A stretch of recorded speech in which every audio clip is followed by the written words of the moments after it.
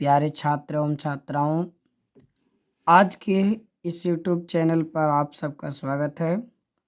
और आप हमारे इस YouTube चैनल पर इस बहुत ही महत्वपूर्ण प्रश्न का अध्ययन करने जा रहे हैं। ये हमारे बोर्ड एग्जाम की दृष्टि से अति महत्वपूर्ण प्रश्न है। इस प्रश्नों को आप ध्यान से पढ़ेंगे, अध्ययन करेंगे। प्रश्न बहुत ही आसान है, कोई कठिन नहीं है। और ये सवाल आपके सामने जो दिख रहा है, इस प्रश्न को आप पढ़ भी चुके होंगे।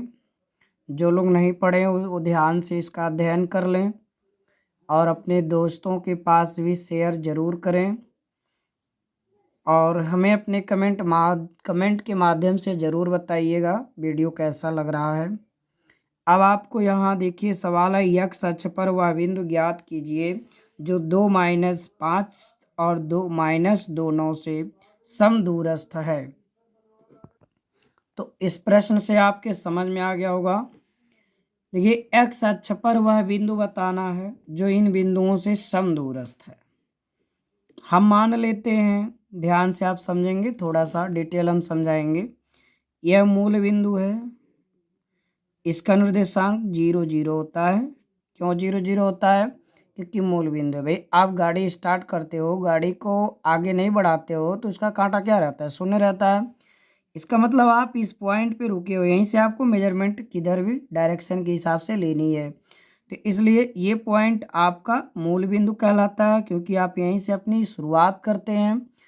और इसीलिए इसके भुज और कोट की वैल्यू शून्य होती है। आपको पता है, ये जो पहला वैल्यू है इसको भुज बोलते हैं और दूसरा कोट ही होता है, जिसे हम यक्स और वाई से डिनोट करते हैं। और इसमें भुज और कोट की बड़ी महत्व होती है।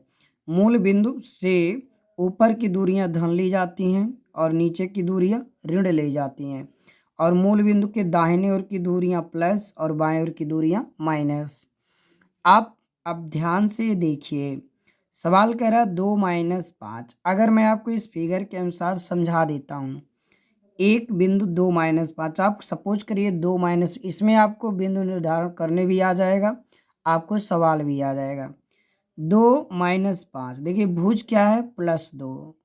भुज माने यक्स अक्ष, तो एक्स अक्ष ही है, सब समझ आ रहा होगा। ये यक्स अक्ष है और ये क्या है? कोटि है। आप अपने हाथ को फैलाएंगे तो आपका हाथ एक इधर ऐसे फैलेगा और ये आपकी बॉडी लंबवत खड़ी होगी। समझ आ रहा ना? तो ये कोटि है। कोटि माने चोटी समझिए। क्या समझिए? चोटी। तो आपकी चोटी ऊपर ही होती है और ये दोनों हैंड फैले होते हैं। तो ये एक्स अक्ष है और ये वाई अक्ष है। हम थोड़ा सा समझा दे रहे हैं, वाई अक्ष और ये एक्स अक्ष। 2-5 यानी 2 मात्रक हमको किस अक्ष पे जाना है? एक्स अक्ष पर। वो भी दिशा देखिए प्लस है तो किधर? ये आपकी पूरब दिशा। इधर हमको 2 अक्ष जान, 2 मात्रक 1-2, मान लीजिए 2 बिंदु है। अब ये 2 वाला पॉइंट है।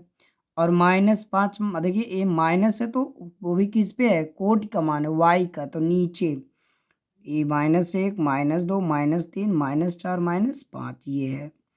आपने दोनों बिंदुओं को तो ज्ञात कर लिया, लेकिन ये दो बिंदु कहाँ स्थित होंगे कार्तीय तल में, इसको पता करना है। तो अब हम लोग देखिए स्केल के सहारे इसको आगे की ओर बढ़ाएंगे और स्केल के सहारे ये 5वां बिंदु आगे बढ़ाएंगे। जहाँ ये एक दूसरे को काटेंगे, यही बिंदु 2-5 होगा। क्या होगा? 2-5 होगा। और सुनिए, अब आपका एक बिंदु है -2 9। -2 देखिए ये माइनस है, इसका मतलब हमको किधर जाना? मूल बिंदु से बाईं ओर। ये बाईं ओर है तो -2 मात्रक। ये हो गया -1 -2। यहाँ हम पहुँचेंगे, अभी दिशा चयन करेंगे। अभी 9 पॉइंट उस बिंदु को लेना प्लस, तो ये ऊपर की ओर 1 2 3 4 5 6 7 8 9 से मान लीजिएगा। इसमें कोई ये नहीं है कि आप बराबर ही रखिए, क्या रखिए, आपको लगना चाहिए बराबर और मापना इसको नहीं है। इसके बाद स्केल के सहारे मान लीजिए 9वां ये ऐसे बढ़ा दिया, इसको बढ़ा दिया, ये दोनों यहाँ कैंसिल कर दिया, तो ये हो गया -2 और 9। समझ में आ रहा होगा। अब आप इन बिंदुओं को देख रहे हैं, दो बिंदु हैं जो परस्पर दूरी पर हैं और इनके बीच की दूरी कितनी है पता नहीं है। आपको ये बताना है यक्स अक्ष पर वह कौन बिंदु है, उसका निर्देशांक क्या होगा। जो इन बिंदुओं से समदूरस्थ। समदूरस्थ का मतलब समझ रहे हैं ना, इक्वी डिस्टेंस माने समान दूरी पर। तो इसके लिए समदूरस्थ समझ गए। अब आपको ये ध्यान देना, एक्स अक्ष पर, यही एक्स अक्ष है, कोई वो बिंदु बताना है जो इनसे समदूरस्थ है। एक चीज ध्यान देना है, जब एक्स अक्ष पर कहता है, ध्यान दीजिए, आपसे कह दिया गया कि फला व्यक्ति के घर से जाना है, तो फला व्यक्ति के घर से, जिसके घर से जाएंगे वहीं से आप दूरी नापेंगे। तो जिसके घर से आप चलेंगे, वहाँ जहाँ से चलेंगे वहाँ दूरी आपकी शून्य होगी। जब बढ़ेंगे तो दूरी बढ़ेगी, रीडिंग तभी बढ़ेगा। तो ऐसे ही करा यक्ष अक्ष पर, तो हमको यक्ष अक्ष पर उस बिंदु को लाना है। यक्ष अक्ष पर कहीं आ सकता है वो। तो एक चीज मेन टॉपिक क्या है जिसे हम समझाने का प्रयास कर रहे हैं कि एक्स अक्ष पर वो बिंदु अगर है तो पहला काम देखिए, इसी अक्ष पर मान लीजिए वो बिंदु यहाँ है, तो आप समझ रहे होंगे अगर बिंदु इस पर रहेगा, वो कह रहा है एक्स अक्ष पर वो रहेगा, एक्स अक्ष पर वो बिंदु बताना है जो इनसे इक्वी डिस्टेंस, समान दूरी पर इक्वी डिस्टेंस है।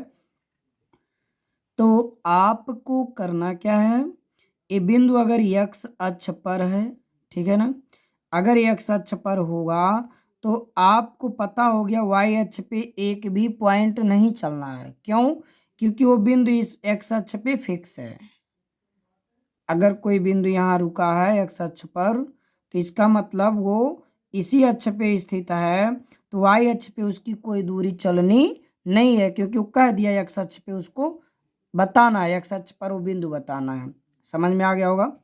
तो हमें एक्स अक्ष पे जो बिंदु बताना होगा, उस बिंदु पर वाई की कोई दूरी था, कोट की वैल्यू कुछ नहीं तो कुछ नहीं, 0 होगा। जहाँ कुछ नहीं उसका मतलब शून्य। और एक्स अक्ष पे भाई कुछ दूरी चलेगा तो वहाँ एक्स की वैल्यू कुछ हो सकती है, माइनस भी प्लस भी कुछ भी हो, तो इसलिए ये एक्स का मान 0 नहीं होगा और भुज का मान 0 हो जाएगा। अर्थात उस बिंदु का निर्देशांक क्या हो गया, x0। क्या हो गया, x0। कामा को हम लोग कामा नहीं पढ़ते, कामा लिखने वाले समझते हैं कामा लगाना कि निर्देशांक है। तो आपके समझ में आ गया होगा। अगर कहता है वाई अक्ष पर वो बिंदु बताए, जब बिंदु वाई अक्ष पर रहेगा तो भाई जब हमको यहीं रहना है तो हम इस पे क्या दूरी चलेंगे, तो इसलिए यहाँ वाई पे रहेगा तो भुज पे नहीं जाना, तो भुज का मान 0 हो गया। तो जिस पे समझ में आ गया होगा, जहाँ बिंदु स्थित हो तो उसी की बात होगी और जहाँ बिंदु नहीं स्थित है उसकी बात नहीं होगी। तो अब यहाँ हम लोग लिखेंगे, तो इसलिए हम लोग क्या लिखेंगे, माना या मान लिया, माना एक्स अक्ष पर, आपको समझा दिया वही लिखना है, माना एक्स अक्ष पर वह बिंदु x0 है। समझ में आ गया, माना एक्स अक्ष पर वह बिंदु क्या है, x0। अगर वो बिंदु y अक्ष पर होता तो हम भुज का मान 0 करते, यहाँ y का मान y दिखाते, क्योंकि वो 0 नहीं हो सकता है, कुछ होगा, इसलिए हम लोग क्या करेंगे, वहाँ एक्स वाई कुछ मानेंगे। तो हमने मान लिया बिंदु x0 है। अब इसका मतलब जब ये बिंदु x0 है तो इन दोनों से समदूरस्थ है, यानी अगर इस बिंदु से इसकी दूरी मापते हैं, अगर इसका नाम कुछ दे दीजिए, ए दे दीजिए, ए बी दे दीजिए, ए सी दे दीजिए। अगर हम सी से ए की दूरी लेंगे वही आएगा जो ए से बी की दूरी आएगा यहाँ, तभी तो समदूरस्थ हुआ। इसी को बोलते हैं इक्वी डिस्टेंस। समझ में आ रहा होगा। तो आपके समझ में आ गया, इसके बीच की दूरी और इसके बीच की दूरी क्या है, बराबर। एक इक्वेशन बनेगा, यहीं से हम लोग एक्स की वैल्यू निकाल लेंगे। समझ में आ गया। चलिए सॉल्व कर दीजिए, अब कुछ करना नहीं है। लिखेंगे इस बिंदु से दोनों बिंदुओं की दूरी समान है, इस बिंदु से दोनों बिंदुओं की दूरी समान है। तो दोनों बिंदुओं की दूरी समान है तो हम दूरी सूत्र लगाएंगे, दोनों बिंदु की दूरी बराबर दिखा देंगे। तो यहाँ लिखेंगे अतः क्या दूरी इसका क्या है ए और ये है सी, तो ए सी बराबर किसके होगा ए बी के, ए सी बराबर ए बी। तो दो बिंदुओं के बीच की दूरी निकालने का सूत्र आपको याद होगा, करड़ी में x1 माइनस x2 का whole square plus y1 minus y2 का होल स्क्वायर, ये आपका सूत्र है बराबर। यही सूत्र इधर भी लगाना क्योंकि ये भी दो बिंदु के बीच की दूरी का सूत्र है। तो यहाँ मैं थोड़ा शार्ट लिखता हूँ, x1 माइनस x2 का whole square plus y1 minus y2 का होल स्क्वायर। समझ लेंगे थोड़ा सा क्योंकि यहाँ समझाने से थोड़ा सा कटपीट हुआ है। तो ये हो गया ये होल स्क्वायर, यहाँ से इधर अलग है। अब इसको आप हल कर लीजिए। तो पहला काम देखिए, दोनों तरफ करड़ी है तो करड़ी करड़ी से कैंसिल हो जाएगा क्योंकि वर्ग दोनों पक्षों का करेंगे तो करड़ी हट जाएगी। तो इसलिए हम इसको डायरेक्ट कर दे रहे हैं। करड़ी हटाने के जैसे आप मान लीजिए करड़ी में ए है बराबर करड़ी में बी है, तो अगर आप वर्ग करेंगे तो करड़ी में ए का स्क्वायर बराबर करड़ी में बी का स्क्वायर। तो स्क्वायर करने से करड़ी कैसे हटती है, क्योंकि आपको हम समझा दे रहे हैं, ये भी समझ लीजिए। करड़ी का मतलब प्रतीक होता है हाफ, किसी नंबर पे हाफ, तो A power e by two whole power two. ऐसे यहाँ भी B power e by two 1/2 power whole two. अब आप देखिए, आप जानते हैं घात घात यानी पावर पावर का मल्टीप्लाई होता है, तो जब मल्टीप्लाई करेंगे इससे कटेगा और ये इससे कटेगा, तो ए बराबर क्या मिल जाएगा बी। ऐसे ही हम लोग क्या करेंगे, यहाँ जब भी करड़ी हटानी हो, बराबर पद हो अर्थात पदों की संख्या सेम हो या ना हो, अगर करड़ी पूरे पदों के ऊपर है तो वर्ग कर दीजिए, अर्थात दोनों ओर करड़ी है तो हटा दीजिए। ये प्रोसेस यहाँ है। तो हम वर्ग वगैरह नहीं कर रहे हैं, समझा दिए, तो करड़ी हट जाएगी। वैल्यू पुट करना है भाई, x1 माइनस x2 का होल स्क्वायर। तो देखिए ए सी के लिए ए सी, अब आप इधर से x1 x2 लेंगे तो x1 होगा x और x2 यहाँ पर होगा पहला भुज, ये पहला दूसरा भुज, पहला कोट दूसरा कोट, इधर से लीजिए तो ये पहला भुज और ये कोट, ये भुज ये कोट, ध्यान देना है। तो हम क्या करेंगे, करड़ी तो हटी गई, x1 की वैल्यू ध्यान से रखिए, प्रेम से रखिए, क्या रखना है x1 की वैल्यू x, घबराना नहीं है, माइनस x2। जरा देखिए x2 कहाँ मिलेगा दूसरे बिंदु में, x2 ये है -2, एक माइनस उसका और एक माइनस सूत्र का तो प्लस हो गया, प्लस y1 यहाँ देखिए 0, माइनस सूत्र का हमने लगाया है, y2 9 है तो 9 का होल स्क्वायर, ये 0 है बराबर करड़ी हटी गया है। अब देखिए इसके लिए x1, तो इधर से आपका x1 x ही होगा, तो गए x माइनस x2 देखिए क्या है 2, तो माइनस नहीं है तो ये माइनस सूत्र का है 2 का होल स्क्वायर, प्लस y1 देखिए 0 माइनस y2 देखिए y2 -5 है तो यहाँ माइनस सूत्र का +5 हो गया होल स्क्वायर। समझ आ गया। चलिए इसको हल करिए, x का a प्लस बी का होल स्क्वायर तोड़ दीजिए।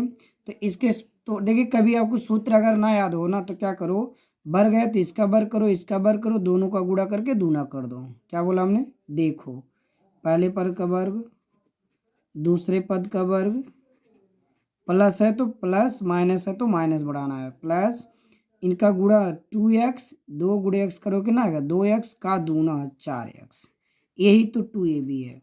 देखिए 0 -9 तो -9 होगा, वर्ग करेंगे तो +81 आएगा, और ये तोड़िए तो ए भी माइनस पे टूटेगा तो पहले पद का वर्ग प्लस दूसरे पद का वर्ग, माइनस है तो -2x का दूना 4x, 0 + 5 5 का वर्ग +25, हल हो गया।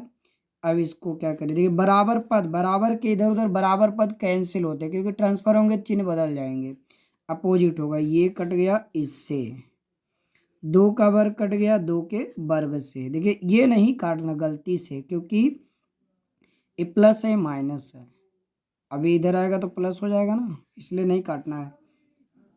तो 4x ये इधर आ गया प्लस 4x, ये हो गया 25, ये इधर जाएगा तो -81 हो जाएगा। इसको हल कर लीजिए तो कितना हो गया 4 4 8x, घटा दीजिए, माइनस बड़ा माइनस चिन्ह, और 11 में से 5 गया 6, आपका यहाँ देखिए इसी में से घटा रहे हैं हम लोग, 11 में से 5 गया 6, 7 में से 2 गया 5, तो यहाँ से x बराबर हो गया -56/8, तो 8 सत्ते 56 यानी -7। तो अब आप ध्यान देंगे, आपने उस बिंदु को क्या माना था, x0, क्या माना था उस बिंदु को x0, तो आप लिखेंगे अतः उस बिंदु का निर्देशांक, उस बिंदु का निर्देशांक, उस बिंदु का निर्देशांक x0, तो x का मान -7 और कोट 0 ही था, यही आपका क्या हो गया आंसर। तो इस वीडियो में हमने आपको बहुत सारा जानकारी दिया, इसके साथ साथ आपका डाउट बहुत सारा क्लियर हुआ होगा।